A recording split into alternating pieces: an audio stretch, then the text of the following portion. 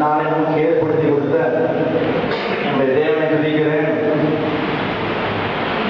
அன்பு மாணவர் தலைவர் சகோதரர் ராஜசோகம் அவர்களே,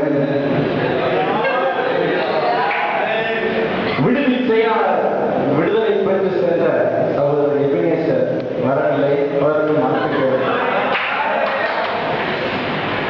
ஜப செயலாளர் டாக்டர் மாணவர்கள்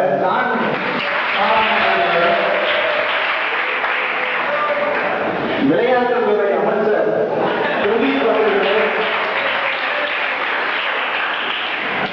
தேசத்திலே சிலுவை கொடியை ஏற்ற பயிற்சி பெற்றுக் கொண்டிருக்கும் சக மாணவ தலைவர்கள்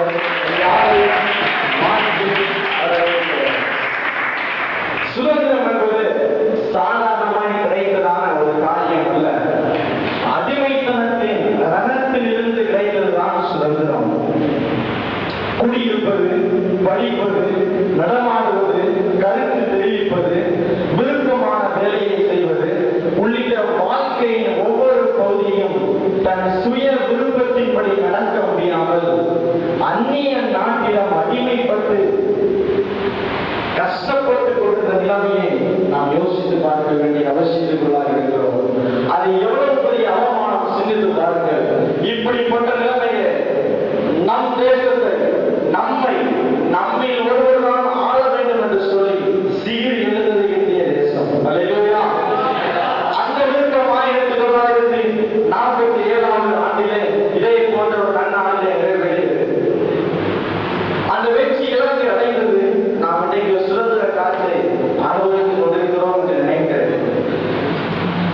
இந்த நன்னாளிலே நாம் சுதந்திரத்துக்காக நம்மையே அர்ப்பணித்த நம் சுதந்திர போராட்ட வீரர்களை நாம் மரியாதையுடனும் பெருமையுடனும் நினைக்க வேண்டிய ஒரு சந்தர்ப்பத்திற்காக நாம் கடந்து வருகிறோம்.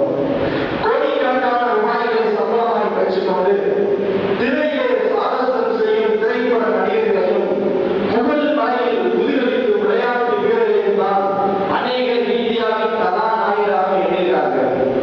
ஆனால் தங்கள் இளம் வயதிலே பெற்றோர், மனைவி, பிள்ளைகள், சொத்து, சுகம் எல்லாவற்றையும் பெற்று கொளுத்தும் மழையிலும் வெயிலிலும் நாட்டின் எல்லையை பாதுகாத்துக் கொண்டிருக்கிற நம்முடைய ராணுவ வீரர்களை நாம் நினைத்து பார்க்க வேண்டும். நம்முடைய நாட்டின் எல்லையை காப்பதற்காக தங்கள் இன்னுரையும் விட்ட ராணுவ வீரர்களை நினைத்து பாருங்கள்.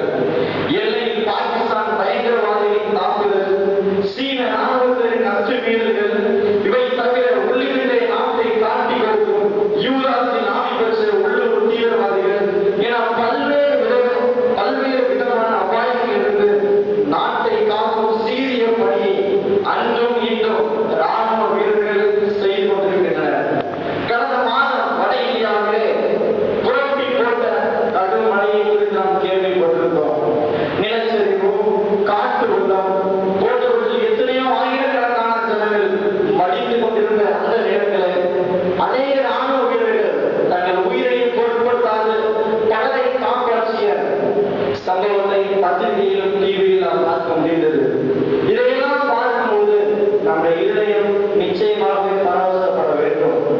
அண்ணன் தம்பிகளாய் பழக வேண்டிய அண்டை மாநிலத்தவர்கள் தண்ணீருக்காகவும் மின்சாரத்திற்காகவும் அடித்துக் கொள்வதும் அதையே சாக்காய் வைத்து பிழைக்கும் அரசியல்வாதிகளும் சவுக்கடி கொடுப்பது போல அந்த இடத்திலே அந்த ராணுவ வீரர்கள் செயல்பட்டார்கள்.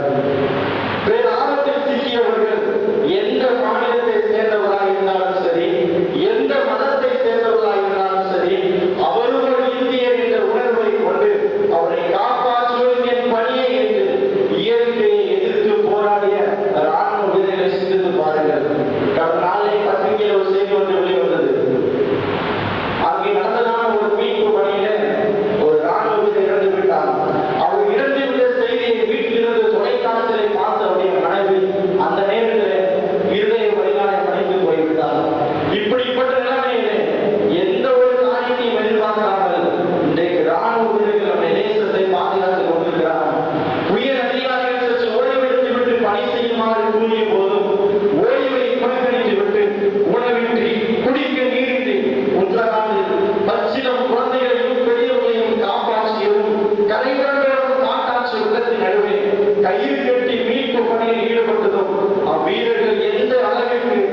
பணியிலே தங்களை ஈடுபடுத்திக் கொண்டார் என்பதை நாம் சிந்தித்து பார்க்க வேண்டும். நான் வேறு நாம் வேறு என்று நாம் ஒரு நாள் நினைத்து விடக்கூடாது. நாம் எடுக்கும் ஒவ்வொரு நடவடிக்கையும் நாட்டின் மாற்றத்தை எங்கேயோ ஒரு திசைக்கு நேராய் அழைத்து செல்கிறது என்பதை நாம் கருத்தில் கொள்ள வேண்டும். உலக பிரகாரமான நம்முடைய இந்திய தேசத்தை பாதுகாப்பது ராணுவ வீரர்களின் கடமை. அவர் இரவு பகலாய் எல்லையிலே நின்று நாட்டை இந்திய தேசத்தை நம்முடைய தேசத்தை பாதுகாத்துக் கொண்டிருக்கிறார். இப்படிப்பட்ட நிலைமையிலே சுதந்திரம் அடைந்தது.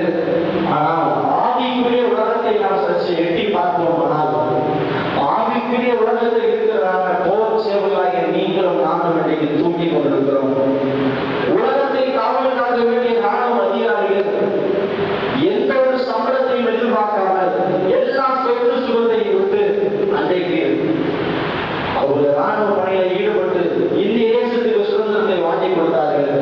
இன்றைக்கு பாவம் என்கிறால் அடிமைத்தனத்தில் இருக்கிற இந்திய தேசத்தை ஒரு சுதந்திரத்துக்கு நேராக அழைத்து செல்ல வேண்டியது போர் செய்வதாகிய உங்களுடைய என்னுடைய கடமையாக இருக்கிறது. அல்லேலூயா, அல்லேலூயா.